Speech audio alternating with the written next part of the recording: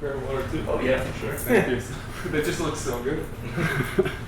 Yeah, it's pretty cold. Oh, I'm gonna do it here. Yeah. Oh my god. There's apple juice in there too. Oh. We've never had anyone That's pick up something. on that. If I have a low blood sugar, I'll grab the apple juice. But All right, good afternoon. My name is Giles Edwards, and I'm from 366 Weird Movies. And I'm sitting down with the various people from the movie The Diabetic, which debuted internationally.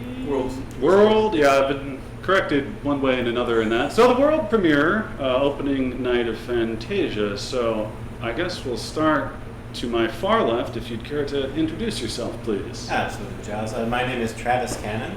I played Matthew Driver in the film The Diabetic, directed by Mitchell Stafiej.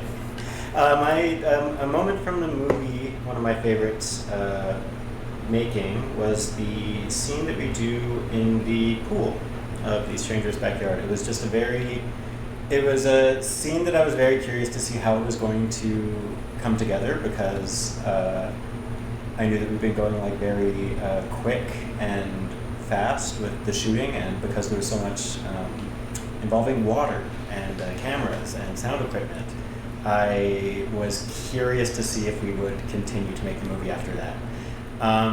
But it turned out really great, and so I think that the combination of seeing how that ended up looking with the experience of doing it was one of the nicer surprises of the movie. My name is James Watts, W-A-T-T-S, playing the role of Alec in the film, I was about to call it the original title, The Diabetic. And favorite memory is throwing up on camera. I'm very proud of this.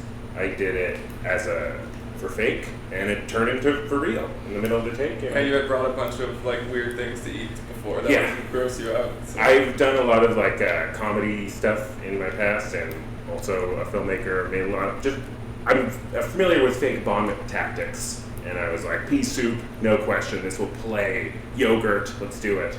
And then I just threw up for real, so I guess I didn't need any of that phony baloney stuff. Well, that sounds like a resume booster to me. Yeah, I'm a big fan of not puking in movies, but Puking as a punchline, and it worked that way in the edit. I was very proud of it. Where it's like crying, bedroom, hard cut to It always is a great punctuation, and I'm impressed at how the burping and puking sound in the film and the performance. That's my. I'm Mitchell Stafiej. I'm the director, co-producer, and writer of the film. I don't think for me, it's not like a particular scene that I'm thinking about, but just like quarantining and living with each other for 10 days. I think like that was something we were missing specifically at that period in our lives, and just being able to like wake up every morning and like see these like really, we weren't even close friends at that point, but we like built this friendship while making this film, and there was just something really special about that. Just like being so intimate and close with each other because we were forced to due to the pandemic and stuff. So. Yeah, I've actually heard that in another interview that I did earlier this afternoon. I guess I'm going to look at it as one of the very few good takeaways from the past couple of years, in that it did allow, in artistic circumstances like filmmaking, for casts and crews to develop a bond that otherwise wouldn't have been, really possible, and certainly allows for an emotional intimacy that may not have been as fully captured in the final product. For sure, yeah. And speaking of emotional intimacy, one of the striking things I found about the movie, you did mention in the Q&A, was the use of the 4:3 frame in conjunction with zoomed-in close-ups. I wonder if you would be happy to elaborate on that choice again, and how you felt about the ultimate effect in the movie. Yeah, so the choice to shoot it, and this is one thing I didn't say in the Q&A afterwards, I was like, wait, the actual reason was this. The reason why I shot it in close-up was because I wanted it to feel like we're in a maze, like the suburbs are a maze, like we're lost in a maze, and I didn't want the audience to really know where we were at any given moment. I wanted to feel like we were lost in the maze that is the suburbs. And then like when we do cut to a wide, then those wides become like really impactful. And those serve as a moment to then kind of like, okay, situate the audience, we're here now, but then we dive right back into it. We're lost, they're wandering, no one knows where we are, and they don't really know where they are either. So, it was really to have the audience become lost. And the 4-3 frame, I think, was more, was to push really just the emotional intimacy and the closest to the characters a bit further. That was something that my co-cinematographer, that was her idea. I was originally like, no, let's like make it, like let's shoot on high 8 and shoot it in like scope. But then we were like, every film is shot in scope, like let's really maximize what these cameras are good at. Like these cameras shoot in 4:3. They don't shoot in anything else. You can like add crop marks to it, but let's just like fully maximize the capabilities of these cameras and like use them for what they are rather than turn them into something else. Yeah, keep it true to their nature. And I'm glad you mentioned the disorientation maze thing, because that was my review for this film has already been posted. Thought it was great. Great, thank you. And that was my takeaway from that, as the wonderful ignorance of what's going on outside the realms of either of these gentlemen's faces for a great deal of the movie, and of course allows for a number of sight gags throughout, in particular, say, the screen door scene between the character Alec and his old flame with that prominent punchline. She's pregnant. Nicely sneaking up on you. And in regards to treating the equipment as it was, another thing that you mentioned in the Q&A that came up there was people with disabilities in film, and broadening what that definition was, because I've certainly, considering the nature of what we cover at 366, I've seen a number of different looks at that, and I had not thought diabetic as a situation, but I was disabused of this preconception witnessing Alec's ordeal over the evening and the occasions of panic and distress and so on that can come from such a condition. If you want to maybe, what inspired you to really want to just dive right into that as effectively the main, a main thematic hook, if you will? Yeah, well, I am diabetic, like that is the main reason why, and I've always kind of wanted to have a character in a film that I make be diabetic. So that's kind of where it originally came from, was just like, I just want a film that has a main character who's diabetic. I don't know what's going to happen really. And then I had this other idea that was about a guy going back to his hometown, and I thought, okay, let's merge these two things together, these two stories together. And then, again, as I said in the Q&A, throughout my career, I've been kind of exploring what the aesthetics of disabled cinema can be. And I myself, as a disabled filmmaker, I don't want to be striving to make films that look like able-bodied films. I want to make films that look disabled, feel disabled, and so that's why I use these cameras that are old cameras old technology that we've forgotten about, discarded, and I wanted to make a film that felt similarly discarded, which mimics how I feel often. I don't feel as able-bodied as someone who might be. I don't want to point at you because I don't want to note you as an able-bodied person, but as someone who might be able-bodied, I often feel broken and discarded, and so I wanted to make a film that feels like that. I could have easily shot it on like a Sony A7, a nice camera, but I decided to use something that, a utility, a tool that feels like I do, in a way. If that makes sense. No, excellent. We'll shift over to Mr. Watts here, who plays the diabetic. Are you diabetic? No. That's all right. But I played one in a film. I saw that. I know. What did you do to prepare for that experience and performance? Well, I got blood sugar meter and all these things. I still have because I'm a hoarder and very sentimental.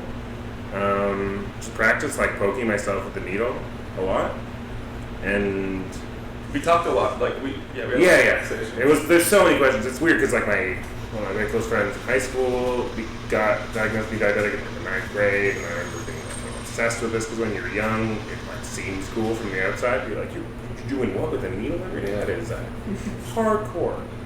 No, there's a lot of questions because it is something that no one talks about. In general, as like a thing that people who I guess are diabetic very rarely want to talk about it for, I don't know, I'm sure the reasons are very clear. And that's the thing with a lot of invisible disabilities like this and other chronic illnesses is they are invisible, so it's people aren't noticing it and it isn't being brought up because no one sees it, right? And so it becomes an internalized issue rather than an external and visible disability. But yeah, there's a lot of conversations between us just every time we met. It was, yeah. And it is the thing of like going into a scene where it's like, where am I? What happened before? What's the blood sugar level? What to know. Yeah, I don't know. It's hard to say. It's hard to say. But I mean, for those scenes where you're checking your blood sugar, for me, I thought it was really important for it to be fluid and comfortable. This would technically be something that you've been doing for 15, 16, almost, or maybe even 20, 30 years, right? So it should be like second nature. And I feel like you managed, I don't know if that was just a lot of practice on your end. It was. But when you were doing it was just like, you weren't fumbling except for when you were like really wasted in the film. So like it came off really natural, and that I was happy about. I was obsessed with that when we first started showing the movie, where the thing you're talking about, you mentioned earlier, there's now a lot of movies that feature diabetics. But in general, whenever I've seen movies, it's like a source of suspense or something. Where it's like, oh no, we need the insulin now. My grandfather is blah blah blah. Or Yeah, I'm trying to think. Panic Room. Yeah, like the last thing, I freaking Con Air. One of the plot hooks for that was like, okay, Nicolas Cage has to get his buddy the insulin. That's the main. It's like, oh, okay, so that's what we're doing this for. It's like, yeah, we're doing this for that. But it's not just diabetes. Like a lot, usually in film, disability, whether it's like someone who's hearing impaired or things like that, it's usually a source of tension rather than just like, oh, here's just a character dealing with this thing and let's just enjoy Yeah, it. it's kind of like in Die Hard, he's addicted to smoking cigarettes, and it's like a weird narrative stress plot where he's like, I got 3 left, oh no, I gotta get out of this building. But every single movie I've ever seen about diabetes treats it like that. But, I mean, there's so many movies people just smoke constantly in the background while they're doing things. I don't know if that made any sense. No, that's good. Well, speaking of dealing with things, your character, Mr. Powers, had to deal with a lot in the form of Alec. And I want to say in particular, I really liked your character, and I really liked your performance of, shoot, his name escapes me at the moment. Matt, okay. Your performance of Matt, I was reminded, not to show off my Canadian music credentials here, of Gordon Lightfoot's song Rainy Day People. I don't know if you're familiar with that song. I cannot say. I'm sorry to say that. You're not a lighthead? I'm not a lighthead. I'm necessarily my mother is, so that's the reason I'm familiar. But it's about that kind of. Well, yeah, you grow up with certain records around the house, and you suddenly know all this stuff. But it's about that kind of friend who is there no matter what. Mm-hmm. Always kind of, they're always in the background, or often in the background, but typically reassuringly in the background. And you, Matt and Alec obviously have I don't know if they have maybe it's a complicated relationship, certainly an odd one, and that it's a bit one-sided or not. But I felt that you brought a great understated acceptance to the screen that was really necessary to handle what was going on with Alec for the majority of those 90 or so minutes that we watched his meltdown. Oh, thank you, Giles.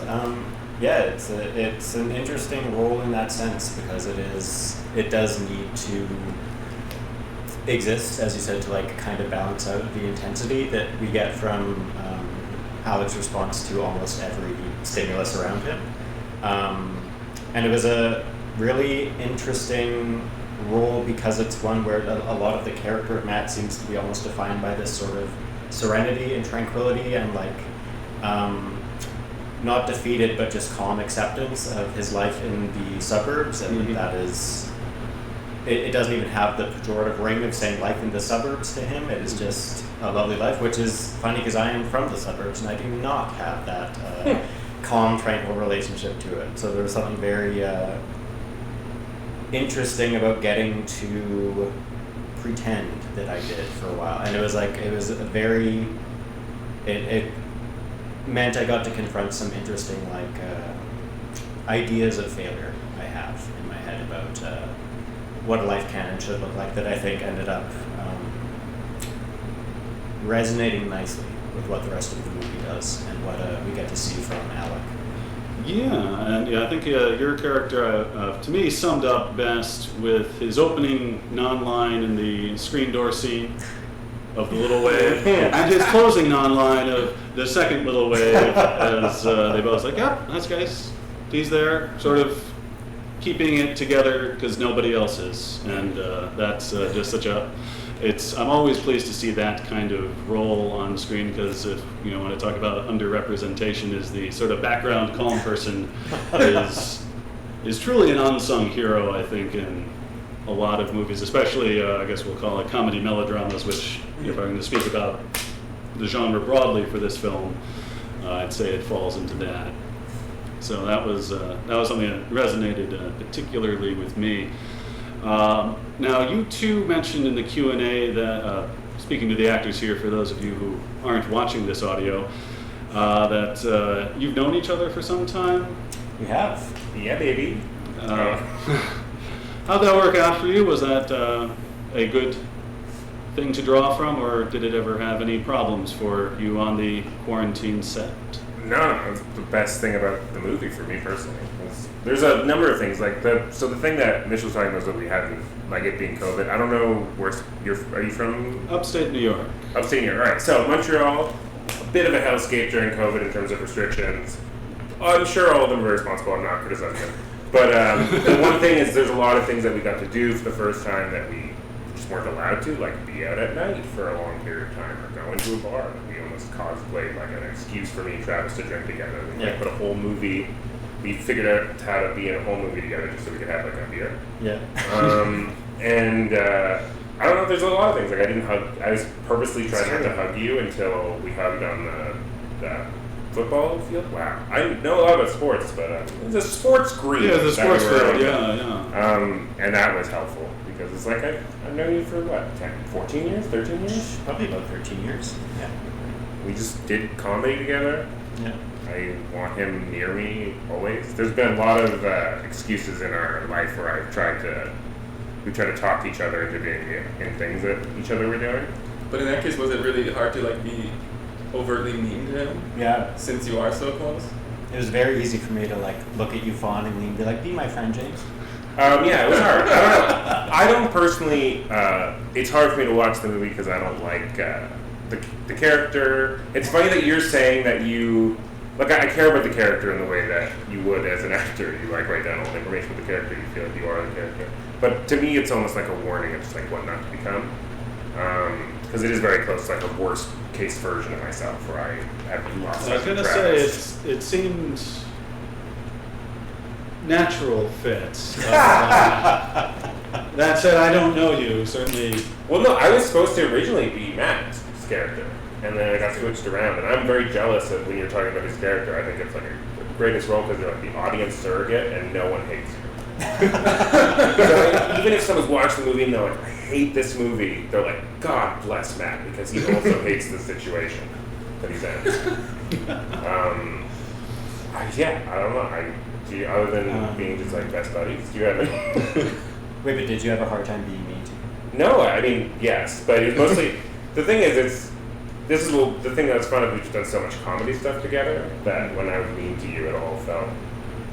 Yeah. It wasn't hard to separate. It was mostly just nice to be around you, even though I was fake being mean all the time. I think that one of the interesting benefits that came out of us knowing each other and then playing these respective roles is that it made some of the weirder, like more manipulative moments between Alec and Matt more organic. Like we were weirdly able to talk you into Or like the scenes where you're convincing Matt to stay with you over and over again.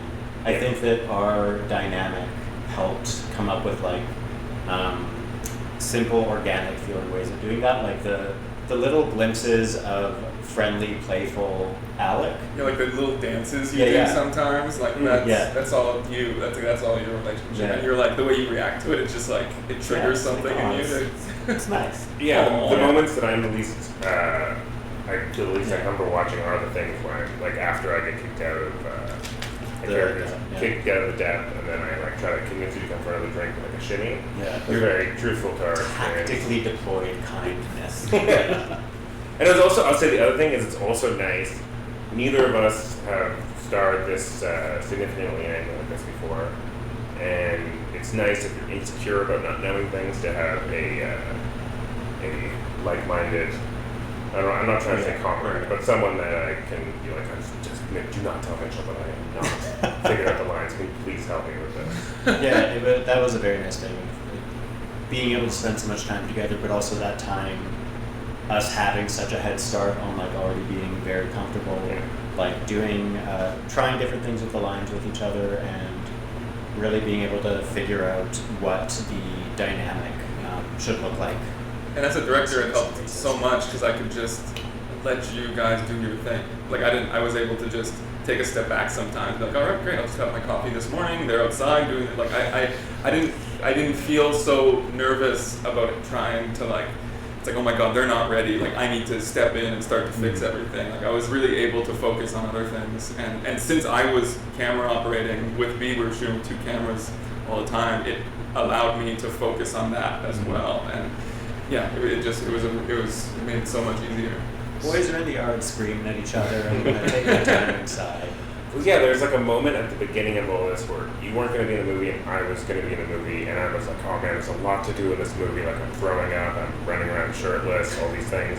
And I just finished making a movie with my partner. We're Death Trip, you guys should check it out if anyone's listening. Death Trip, Plex, anyways. It's good. I felt bad because I talked to so many people in that movie and just doing things for the sake of independent cinema, just like fall in this frozen lake, run around in snow with blood, all these things. And I was like, I'm just gonna take this on. And then as Travis got added, and then it immediately stopped being like some sort of service I was doing as like a karmic payback, and just like, oh, this is like the funnest thing I could imagine, and an incredible excuse to get out of the house and spend time with Travis, my new very good friend Mitchell Stafiej. Well, it's obviously a lucky find there. Mitchell, how did you end up with this fine set? Yeah, so like James mentioned, he was originally supposed to play Matt, but before that, I had met James a few times through another friend, and I knew he did comedy. He's like great on stage, and that friend of mine was like, he knew I was making this film, and I didn't know who to cast, and he was like, James, get James to play. It doesn't matter what role, like James would be perfect in this film as something. And so then I met with you, and we were talking about you playing Matt, and then you had mentioned something about feeling like you could do Alec better than Matt in one of our meetings, and then I think after that we had another meeting, and I was like, do you actually want to play Alec? He started to fill in my vision for what I had for that character. I had a different kind of look, but then he slowly became morphed into that look. And then James suggested Travis. James was like, I didn't know who to cast as Matt. He's like, you gotta meet my friend Travis. And we met for a beer like right before everything shut down. The week before. And we had that beer, and right after that beer I just knew it was like, this is perfect. Just like his energy, like it fit Matt perfectly. It was like the perfect like antithesis to Alec. So that's true. We're so opposite on camera. This guy will watch some shit go down. Yeah. He won't say a goddamn word. And also, you read the script. It's always great to like have a meeting with someone and they actually read the script, and then because there's so many times where like, oh, you know, I read the first like 15 pages, and like you read the script, and I'm like, great, you're committed. That's like as a director, it's like you check that box, and that's groovy. Glad that worked out. I'd like to ask now about, I'll call it the the third main character, there's Alec's subconscious mind infiltrates the movie every now and again. I was wondering if you might want to talk about that, not only inspiration for it, but again, maybe further elaborate on the visuals you were going for, because I know there's a context with that in regards to being a diabetic and how that makes you face the world day to day. Yeah, so, okay, in the original script there was a nightmare sequence, and I really love like just trippy, weird nightmare sequences like in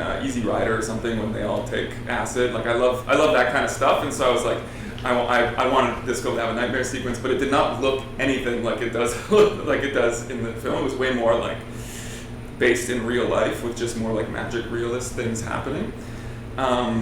So then we shot that stuff, and then in the edit I just started messing around with like superimposition, and it started to become way darker and more terrifying than I had originally hoped, and I really loved just how that looked.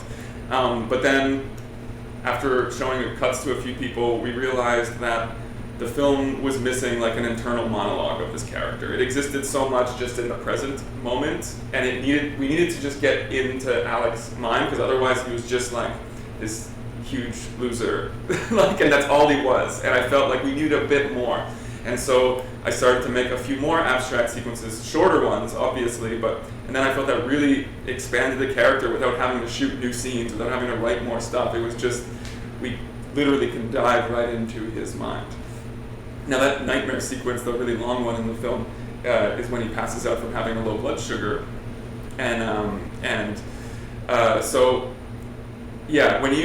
So when you have an incredibly low blood sugar, I describe it as feeling like schizophrenic. Like your mind becomes detached from your words, and your mouth. You can't communicate with people. It is a terrifying experience. It's like being drunk, stoned, and then having the worst panic attack of your life. And so I really wanted it to feel like that in a way, just in a purely experiential way. I just wanted it to feel like that. Those 10 minutes of like abstract wanderings around the suburbs. Because that visual is nicely captured, and also with the to go with the 4:3, the zoom, the expansion. I remember you mentioning from 8mm to 16. Yeah, the height to 16. Yeah, height to 16, and I could swear that someone like Alec would probably love to see his life blown up to like 35 or 72, depending upon how he's feeling at the moment. Imagine. 35 would have been. I know, it's funny because there was, without the dream sequences, when we were shooting the movie in my head, it was just like, we're making like super bad if it was a Dog of a 95 movie or something, which was like kind of. And that's when you were talking about like the most frivolous expense in your head is the idea of going to 16. Yeah. It is the like. I don't know, there's a code that really helps them. I don't know. I also just think on a filming level, just the idea of sound syncing, switching the frame rates is just probably.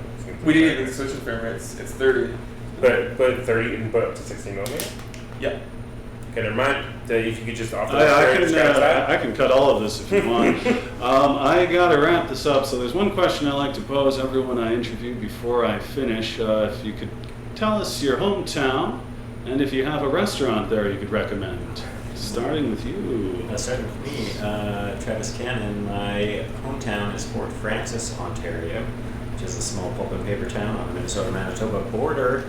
Have not been there in about 16 years, but or adopted hometown, I'm not gonna, I'm gonna recommend the Mekong Inn. I have a lot of fond memories there. Is it also a hotel? It is also a hotel. Well observed there. Sorry, you know what? I don't know the name of this place, so I don't know why I'm. Oh, actually, no, I'll recommend the place. I'm from Ottawa, Canada, capital of Canada. I don't know why. No, but a couple friends years ago started a place that's a bar that also makes great pierogies, House of Targ. And across the street is the Mayfair Theater. I just wanted to say that because it's an incredible theater, and I'm always nervous of its extinction in a moment because we lost the Bytown momentarily. I'm from Montreal, Quebec, and I'm a vegan. There's not many vegan restaurants in Montreal, unfortunately, but Hello 123. Get the lasagna. Vegan lasagna at Hello 123. Yeah. Well, thank you very much. That was a great deal of fun for me. The movie was a wonderful kickoff for the festival, So happy about and I was sitting behind you the whole screen. I don't know if you I noticed. was, yeah, because there was, so like there's this group of people, and I react pretty well to a movie, I like to think, and then right behind me, there was this group that was reacting even more, and that was, and then when I saw, there's some shifts, okay, all right, this is No, but it was just funny because you were wearing like a jacket. Yeah, I and I had was my like, jacket this on. guy, I think is a critic. He looks like a critic. And then it was just the thing of like a scene would happen and like a click, lean over, write something. Shit. Okay, good. See, that's why I can't sit in my own movies, is because that's my nightmare to see No, something. but you're also sitting beside. He was sitting behind. You were sitting beside two of like the greatest audience members I've ever eavesdropped on. Yeah, it was really, really nice. They had great reactions. At one point, something had happened, and one just turned to the other and was like, "I love this movie. This movie's the greatest." It's really, I know, like, it's- your it's dream the reception, like- ideal Some situation. guy was like, "You have to remember, this guy's like high as a kite right now." Totally involved. Oh, it's great. It was a great festival for this kind of movie to premiere at, and I definitely reading the crowd there, even beneath your I chuckling swear I songs. wasn't trying to push the. I'd be like, "Ha ha, we love it." By trying It's to not, up my I like your reaction performance, behind you. very organic, so don't worry about that. So anyway, I guess we should probably get out of here, but thanks again. Thank you. And, hope to see more, maybe even more adventures of Alec and Matt in the The future. TV series. Oh, I could, Yeah. I'd sink my teeth into that. Thanks again. Thank you.